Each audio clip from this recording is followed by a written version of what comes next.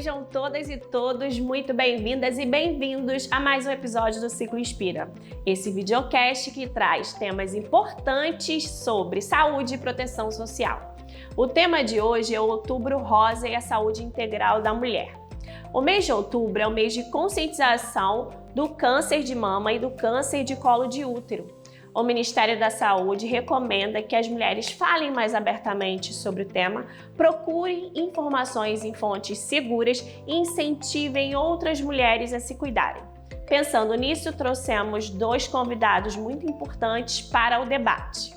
Estamos aqui hoje com os nossos convidados importantíssimos para o debate do tema do mês do Outubro Rosa e a saúde integral da mulher, Dr. Pedro Maron, médico, mastologista, doutorando do Instituto Fernandes Figueiredo na Fiocruz, e doutora Carolina Ramos, médica de família e comunidade e consultora do Ciclo Saúde e Proteção Social. A saudação inicial de vocês, por favor. É um prazer estar aqui, falar sobre câncer de mama, especialmente no Outubro Rosa. É sempre uma satisfação, até porque é uma questão importante de saúde pública. É o câncer mais prevalente nas mulheres quando a gente exclui as doenças de pele. Então, é muito bom estar aqui para falar sobre esse tema. Oi, pessoal. A gente queria aproveitar não só para esse mês, né, a Zico, mas para falar da saúde da mulher de uma forma mais geral e atentar esse tema que é de suma importância, não só nesse mês, mas durante todo o ano. Então, hoje a gente vai bater um papo bem legal. Muito bom, então vamos começar um pouquinho, a falar sobre esse tema tão importante como vocês mesmos trouxeram aqui. Vou trazer algumas questões para a gente ir conversando em conjunto, tá? Para iniciar, eu queria saber um pouquinho com relação à consideração da promoção da saúde, no cuidado integral dessa mulher em todas as fases da vida dela. Tanto em aspectos físicos, quanto aspectos reprodutivos, emocionais e sociais. Pedro, Carolina, como que vocês acham que as UBSs e os CRAs podem estar colaborando e contribuindo para esse cuidado integral em todas as fases da vida dessa mulher? Então, Flávia, a gente sabe que na unidade de saúde primária, a gente tem todo um acompanhamento dessa mulher, né, em todas as fases da vida. Então, desde a primeira infância, adolescência, saúde adulta, né, essa mulher quando vai ficando mais madura, até ela envelhecer, a gente faz esse acompanhamento integral dela. E então, é importante que a gente consiga oportunizar esses exames, oportunizar exames preventivos, fazer as orientações necessárias para que ela possa se prevenir e ter também acesso a informações sobre direitos civis, direitos até mesmo questões financeiras, que ela possa estar tendo alguma questão relacionada à vulnerabilidade, algum determinado social, questões de higiene, questões de trabalho, questão de lazer. Então, não só a saúde, como também a questão da proteção social. Então, o CRAS entra aí também como um grande parceiro nesse momento, orientando sobre benefícios, orientando sobre instituições parceiras que ela pode estar procurando sobre educação, sobre N assuntos que vão influenciar diretamente na saúde dela. Então, a gente tem essa parceria, né, essa dupla parceria, para conseguir fazer esse acompanhamento de uma forma mais integral dessa mulher. Perfeito, Pedro. Pensar o câncer de mama e pensar a prevenção e rastreio do câncer de mama é pensar num formato já bastante ultrapassado do conceito de saúde como ausência de doença. Então, quando a gente pensa em prevenção do câncer de mama, a gente não está falando apenas do diagnóstico precoce através da mamografia, dos exames de imagem. A gente também pensa sobre hábitos de vida saudáveis, promoção de saúde, alimentação, atividade física, combate ao sedentarismo e todas as outras intervenções que a gente pode fazer para a doença não aparecer. Então, pensar apenas no acesso ao exame hoje a gente já considera pouco, e pensar também num diálogo mais claro antes mesmo da mulher chegar na idade do rastreio, que de acordo com o Ministério da Saúde vai ser aos 50 anos, com a Sociedade Brasileira aos 40 anos. Então, a gente pensa em saúde do ponto de vista mais abrangente do que meramente pensar hoje nas campanhas de diagnóstico precoce. E muito bacana, complementando isso que o Dr. Pedro estava falando, é justamente essa questão. Às vezes você conseguir orientar essa mulher sobre fazer uma atividade física regular, uma boa alimentação, dar acesso a ela a outras questões de saúde, vão fazer com que ela tenha muito mais prevenção do que simplesmente garantir o acesso do exame. O exame é importante? Sim, sem dúvida nenhuma. Mas se a gente não fizer o básico bem feito, acaba que a gente deixa passar muitas oportunidades de prevenção. E vocês já entraram na próxima pergunta que eu ia fazer, que eu vou pegar um gancho aí, porque o diagnóstico precoce ele é fundamental, mas a criação de hábitos saudáveis também é muito importante, né? Então, a atividade física, a alimentação saudável e a promoção da saúde mental são eixos que precisam ser trabalhados para apoiar essa mulher também, né?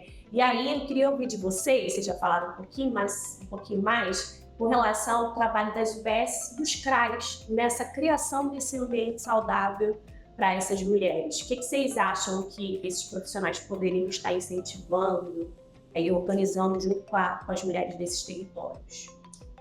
Desde a questão do acesso à informação, né, para essas mulheres poderem entender o que é a doença, poderem entender os direitos dela, o direito dela sobre o corpo, sobre a sua sexualidade, o direito dela procurar o atendimento sem necessariamente estar com alguém responsável, né, tanto como adolescente, como mulher adulta, né, o direito que ela tem sobre o próprio corpo. Outra questão que a gente trabalha muito aí é o acesso, né? Então, às vezes, tive um diagnóstico de câncer de mama, por exemplo, mas eu tenho que fazer um tratamento muito distante. Existe, sim, parcerias de financiamento para que eu tenha o transporte, o financiamento para fazer o transporte, né? Existe a possibilidade, se eu tiver necessidade, questão de renda, da gente fazer uma complementação com o BPC, um LOAS. Então, a gente consegue orientar essa mulher os benefícios que ela tem direito. De acordo com a vulnerabilidade dela, ela tem direito a determinados benefícios.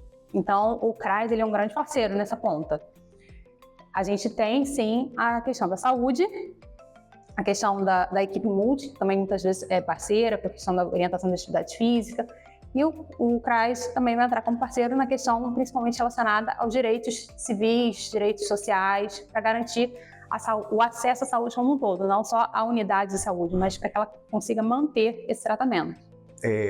Hábitos de vida saudáveis e prevenção, que a gente chama de primária, antes da doença aparecer, do câncer de mama, é interessante que a gente está falando de atitudes e intervenções que são custo zero. Informação é de graça, você não precisa de uma grande tecnologia para numa consulta do profissional de saúde, qualquer que seja, tentar conduzir e propor hábitos que vão, ao fim, prevenir o câncer de mama.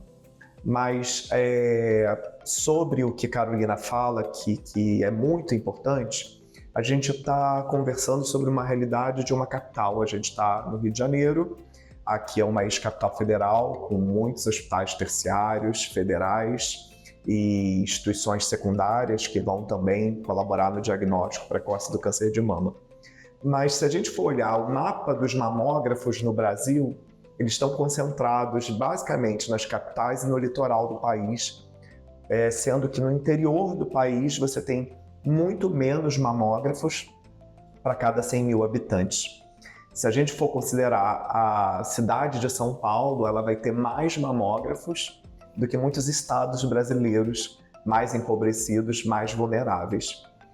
E aí o que a gente tem também de informação que é muito relevante até para a nossa preocupação e para as nossas ações como sociedade, é que o Brasil ele aumentou o diagnóstico de câncer de mama, o que é relevante, especialmente quando a gente pensa na série depois da Constituição de 88 e do surgimento do SUS como um sistema único de cuidado à saúde brasileira, mas o Brasil ainda não conseguiu reduzir a mortalidade por câncer de mama. Então, é importante a gente ter um diálogo que não basta apenas você ter um diagnóstico, qualquer que seja. Por exemplo, um caminhão que foi de mamografia pelo interior do Brasil, né? Ele vai oferecer eventualmente um diagnóstico, ele vai oferecer eventualmente uma informação relevante, mas como a gente vai viabilizar a interiorização do cuidado terciário, das tecnologias que muitas vezes são caras. Aí eu estou falando de aparelhos de radioterapia, estou falando de quimioterápicos, infusões e tantas outras especialidades de uma equipe multidisciplinar para uma doença que é tão prevalente no Brasil. Então, aí sim, quando Carolina fala sobre deslocamento de paciente, financiamento, direitos civis sobre receber auxílios e tudo que possa estar relacionado à viabilização do tratamento, isso tudo faz muito sentido. E a gente também tem uma outra questão. Essa mulher que foi diagnosticada com uma lesão, como é que fica a cabeça dela? Como é que fica o emocional? Então, muitas vezes, a pessoa recebe um diagnóstico, a doença tem tratamento, tem cura, tem acompanhamento, mas a cabeça da pessoa está tão bagunçada que ela desregula outras questões. Então, a gente tem que trabalhar não só o diagnóstico, o acesso, a garantia que ela vai conseguir manter esse tratamento até o final e depois manter o acompanhamento para avaliar se não teve uma recidiva ou não, mas a gente não pode deixar de cuidar de todo o entorno, né? Senão, a gente foca só numa questão e as outras questões todas perdem o sentido. Carolina e Pedro falaram um pouquinho aqui sobre os determinantes sociais em saúde, né? Também essa mulher que tem baixa renda, baixa escolaridade, tem dificuldade de acesso à informação, né? Eles abordaram um pouquinho aqui pra gente já como que pode se construir esse cuidado aí na atenção básica das UBS e na proteção social nos CRAs para dar conta dessa situação. Agora, Pedro, mastologista, Carolina, médica de família e comunidade. Eu queria ouvir de vocês quais são as grandes barreiras aí que vocês entendem hoje para o diagnóstico precoce e a prevenção do câncer de mama e do câncer de colo de útero, e também para essas mulheres que já estão em tratamento. Qual é o cuidado que pode ser oferecido dentro da atenção básica pelas UBSs e dentro da assistência social pelos CRAs para essa mulher e para essa família também? Em primeiro lugar, o acesso. A chegada dela até a unidade. Seja por questões morais, porque ela acha que precisa ir acompanhada do marido, seja por questões que ela não se sente à vontade se o profissional for um homem e ela vai estar sozinha, seja pela questão da criação mesmo, poxa, como é que eu vou me despir na frente de outra pessoa, né? Então tem aquela questão da vergonha, tem questão religiosa envolvida. Então, primeira coisa, o acesso, seja ele pelo motivo que for. Segunda grande barreira, as notícias falsas, né? Então, aquela coisa das fake news que a gente fala tanto hoje em dia, que acabam evitando que essa mulher faça a prevenção de forma correta, né? Ou acabe achando que está se prevenindo de forma correta por alguma notícia que ouviu, que na verdade não é a forma ideal. Então, acho que informação também é uma grande barreira. E com relação o que a gente pode fazer posterior a esse diagnóstico, esse acompanhamento, né, tanto para a mulher quanto para a família, é o suporte. Né? É o suporte, é a gente estar ali não só como profissional, mas com um ouvido empático, né? Entender que aquela pessoa também tem um passado, aquela pessoa também tem as suas demandas e que muitas vezes ela não está sabendo se expressar ou ela não está conseguindo se expressar. Então a gente tem que estar com o ouvido bem aberto, bem atento a essas demandas para a gente conseguir garantir que essa informação chegue de uma forma correta, porque é muito diferente o que eu falo e o que você escuta. Então, eu tenho que ter uma linguagem adequada para que você consiga compreender o que eu estou falando. Não adianta eu tentar usar muitos termos técnicos, coisas muito elaboradas, e achar que a minha consulta está sendo o máximo, e você sair de lá cheia de dúvida. Então, a gente precisa adequar nosso linguajar, tirar todas as dúvidas, deixar o paciente bem à vontade, deixar o paciente à vontade se ele precisar retornar, tirar outras dúvidas, usar e abusar da nossa rede de apoio, né? A atenção básica, ela não é só o médico, é o enfermeiro, é o agente comunitário, é a minha equipe multidisciplinar como um todo. Então, facilitar essa abrangência da equipe com esse usuário, né? Deixar todo mundo com a informação única, né, de qualidade, para que, independente de quem ela consiga se sentir à vontade para se abrir, ela tenha uma informação correta. E também orientar essa família sobre o que fazer depois, né? Então, quem procurar, o que pode fazer, quais são os direitos. E a gente tem que estar ali sempre como uma equipe de braços abertos para ouvir e acolher. Eu queria aproveitar essa pergunta para, inclusive, falar das principais fake news sobre câncer de mama. Mamografia não dá câncer de mama, autoexame não diminui mortalidade, 90% das mulheres que têm câncer de mama no Brasil e no mundo não possuem alterações genéticas herdadas. O que eu quero dizer com isso? Você não precisa ter história familiar para ter câncer de mama, você não precisa ter parentes com câncer de mama. E aí também reforçar isso de uma outra perspectiva. O principal risco para se ter câncer de mama, o primeiro de todos, é ser mulher e viver mais de 40 anos. Dito isso, a partir de 40 anos, uma mulher ela tem um risco que vai se elevando ao longo do tempo para o surgimento da doença. Falar sobre esse tema de forma clara impede que a gente crie falsas sentenças, crendices, ditos populares que vão inviabilizar essa mulher de buscar acesso. Então, esse é o primeiro ponto. Falar sobre diagnóstico precoce, tratamento e reabilitação do câncer de mama, que é onde o cidadão, a cidadã, ela vai sair da atenção primária de forma hierárquica, né, passar pelo diagnóstico na secundária, chegar ao cuidado terciário e depois retornar para a sua base, né, para a sua clínica da família, sua unidade básica. A gente tem que falar sobre o fortalecimento do SUS, a gente tem que falar sobre combate à desigualdade social. A gente está falando de uma população brasileira onde 75% da população é usuária do Sistema Único de Saúde, apenas 25% vão usar o Sistema de Saúde Complementar e que ainda assim tem direito, quando deseja e necessita, usar o Sistema Único de Saúde.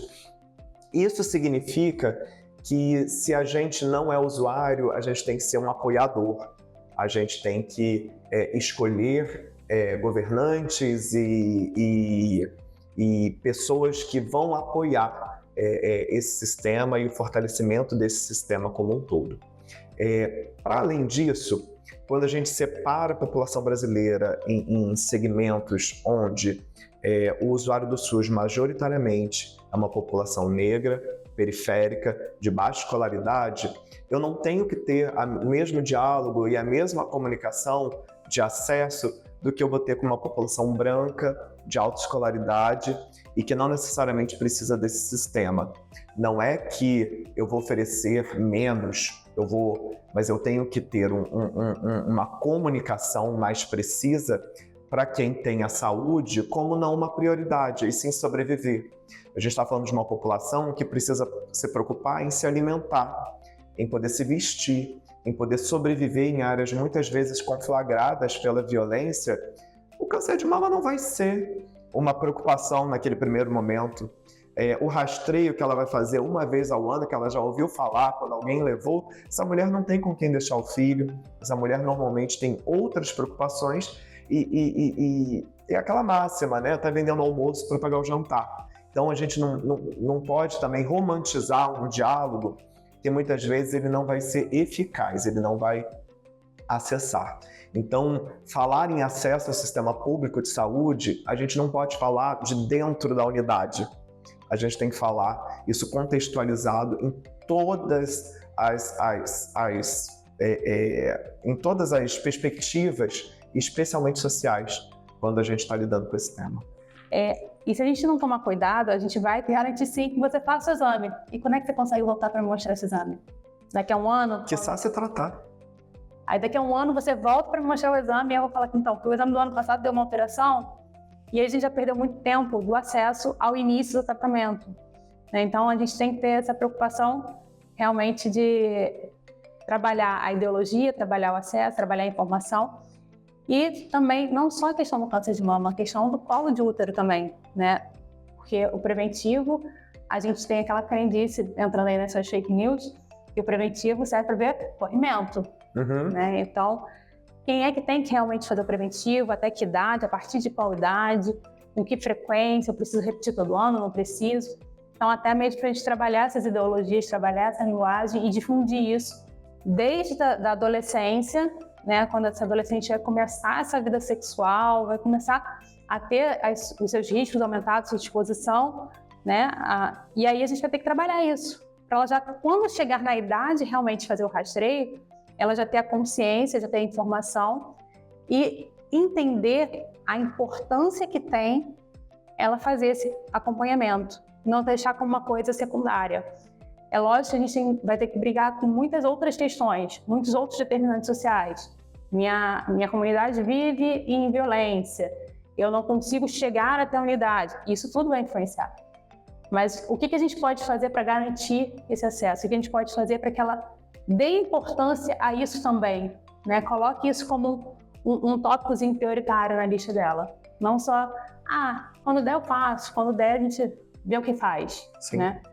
Estamos aqui num debate profundo sobre acesso, né, e barreiras para esse cuidado dessa mulher. É importantíssimo nessa discussão do Outubro Rosa, né, na discussão do cuidado integral na saúde da mulher. E aí, com relação à saúde sexual e reprodutiva no Brasil, a gente tem barreiras importantes de acesso, né, para essa discussão, principalmente para as mulheres que estão em contexto de vulnerabilidade.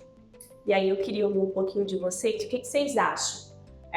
Dentro dessa unidade básica de saúde, dentro desse serviço de proteção social do CRAS, como facilitar esse acesso, principalmente em questões de debates, né, e de inserção dessas pessoas no planejamento familiar, contracepção, menopausa, gravidez e no próprio tratamento do câncer de mama e do câncer de colo de útero? Como que vocês acham que esses serviços poderiam apoiar e melhorar esse acesso? A gente sabe que a sexualização está acontecendo muito precoce, né, hoje em dia. Então, crianças, adolescentes acabam já sendo expostas a muita informação que às vezes não tem maturidade suficiente para ouvir. E eu, às vezes, não é nem a questão da maturidade, é a questão do que aonde elas conseguem essas informações não vão garantir uma informação de qualidade.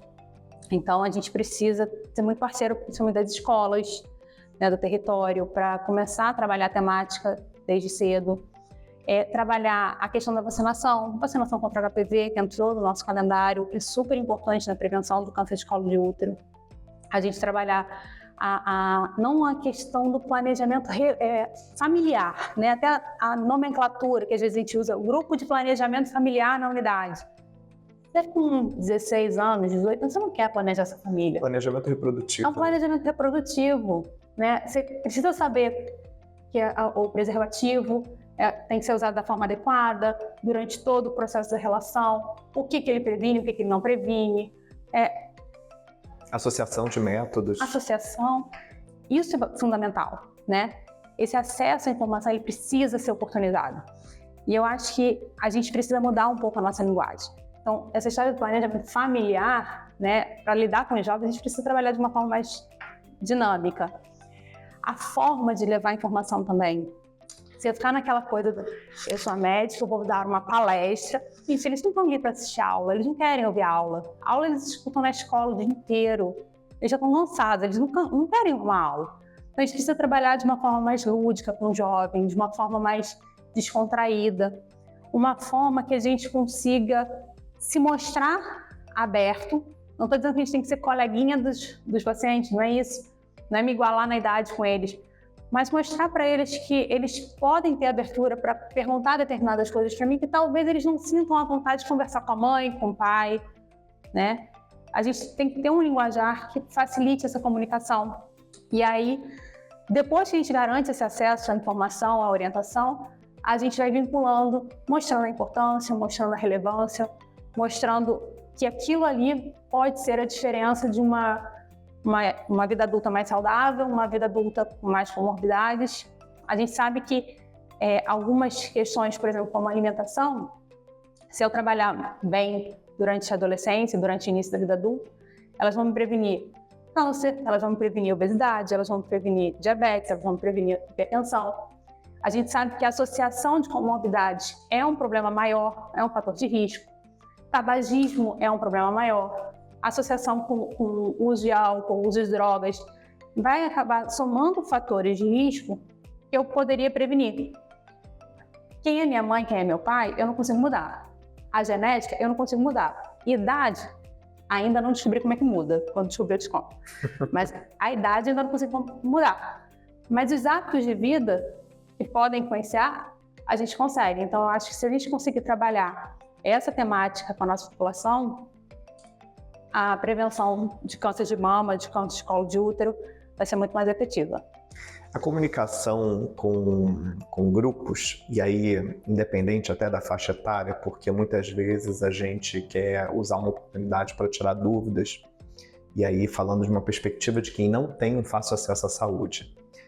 Quando outubro a gente é convidado para falar em muitos espaços, e não são espaços formais como esse de entrevista e troca até de informação, muitas vezes acadêmico-científica, mas você é chamado para rodas de conversa. Então, ao invés de eu levar 30 slides, levar um material pronto, faça uma fala de 5 minutos sobre o que é relevante sobre o tema, relevante os pontos que eu falei na pergunta anterior, sabe? Destruir algumas fake news, dizer qual é a idade do rastreio, se coloca à disposição para o que vocês querem saber. Eu fiz isso algumas vezes, mas uma vez muito interessante numa delegacia que eu fui falar, e aí eu terminei de fazer essa fala breve sobre Outubro Rosa, prevenção do câncer, e na minha pauta não tinha anabolizante, não tinha uso de suplementação, câncer de mama em homem, que não é um assunto diretamente ligado ao Outubro Rosa, mas sempre acaba vindo. E aí eram perguntas que não estavam na minha pauta, e se eu apenas dou uma informação pronta, não haveria espaço para perguntas. Então, quando a gente se coloca à disposição, até nessa conformação em círculo, não necessariamente em plateia, isso também colabora muito.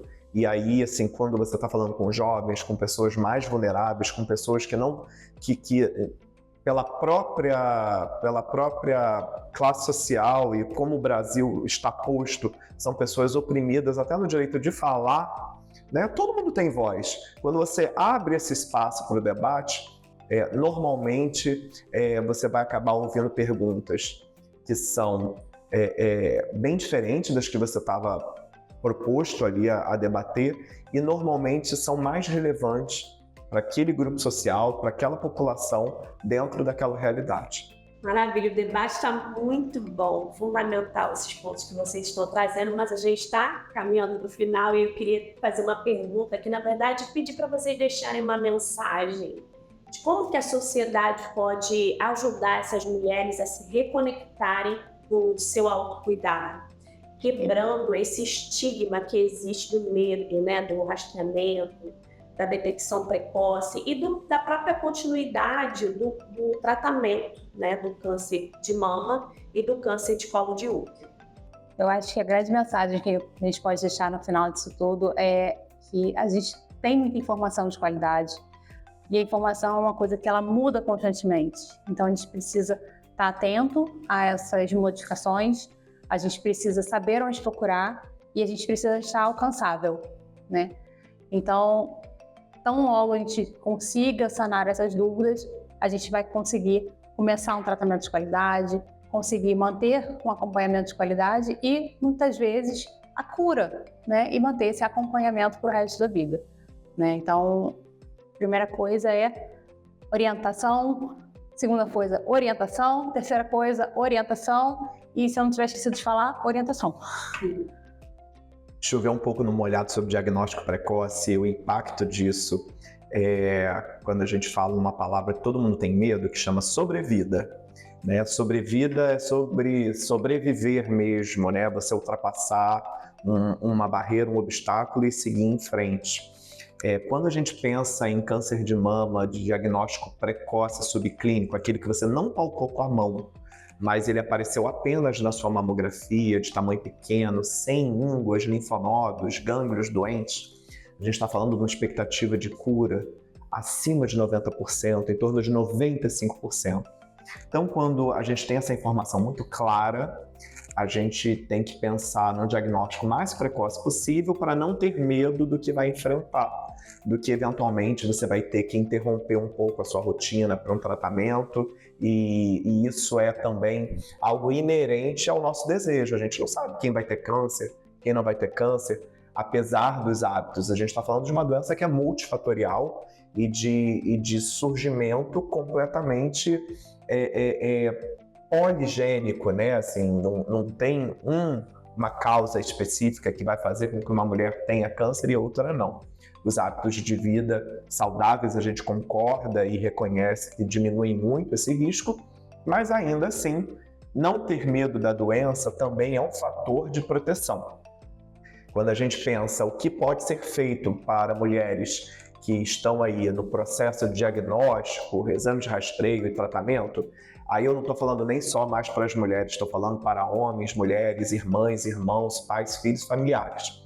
Você pode levar uma pessoa, você pode pagar uma passagem de ônibus, você pode olhar o filho, você pode buscar o filho dela na escola, você pode fazer 1000 outras coisas que não é apenas prover uma mamografia, prover um exame e apenas ofertar algo. A companhia, estar ao lado, encorajar, já está suficiente. Falar sobre o tema é o mais importante. Muito obrigada, Carolina, Pedro, pela participação de vocês tão importante aqui hoje no nosso debate. Obrigado. Você, profissional do SUS e do SUAS, peça tão fundamental no cuidado dessa mulher. Continue incentivando a promoção da saúde, a prevenção de agravos e o cuidado e a construção em conjunto de hábitos mais saudáveis. Após essa discussão sobre o Outubro Rosa e esse episódio do Ciclo Inspira, esperamos que vocês possam construir redes de cuidado a essa mulher, pensando nos determinantes sociais da saúde e da proteção social e no cuidado ampliado em seus territórios. Convidamos vocês a nos assistirem no mês que vem, também na última sexta-feira do mês. Até lá!